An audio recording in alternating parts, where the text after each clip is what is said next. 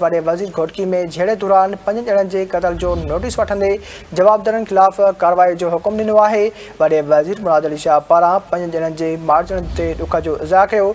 IG Sindh Javed Alam ओढे जे वॾे वज़ीर मुराद अली शाह खे वाक़े बाबति ब्रीफिंग ॾिनी।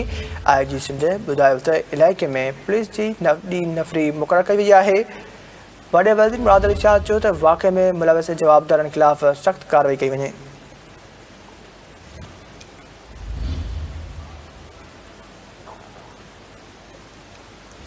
इन अहम ख़बर कामा खे आगन पिया हलूं त वॾे वज़ीर घोटकी में झेड़े दौरान 5 ॼणनि जे क़त्ल जो नोटिस वठंदे जवाबदारनि ख़िलाफ़ कार्रवाई जो हुकुम ॾिनो आहे।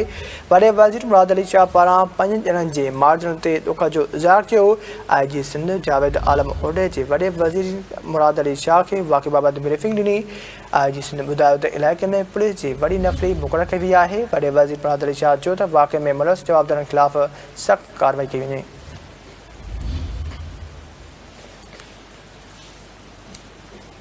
इन अहम ख़बर खां खे आगन पिया हलूं त वॾे वज़ीर घोटकी में झेड़े दौरान 5 ॼणनि जे क़त्ल जो नोटिस वठंदे जवाबदारनि ख़िलाफ़ कार्रवाई जो हुकुम ॾिनो आहे।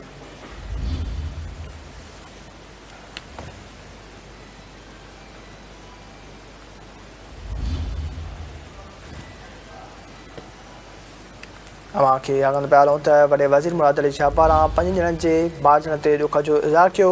IG सिंध जावेद आलम ओढे जे वॾे वज़ीर मुराद अली शाह खे वाक़े बाबति ब्रीफिंग ॾिनी। IG सिंध ॿुधायो त इलाइक़े में पुलिस जी वॾी नफ़री मुक़ररु कई वई आहे। वॾे वज़ीर मुराद अली शाह चयो त वाक़े में मुलविस जवाबदारनि ख़िलाफ़ सख़्त कार्रवाई कई वञे।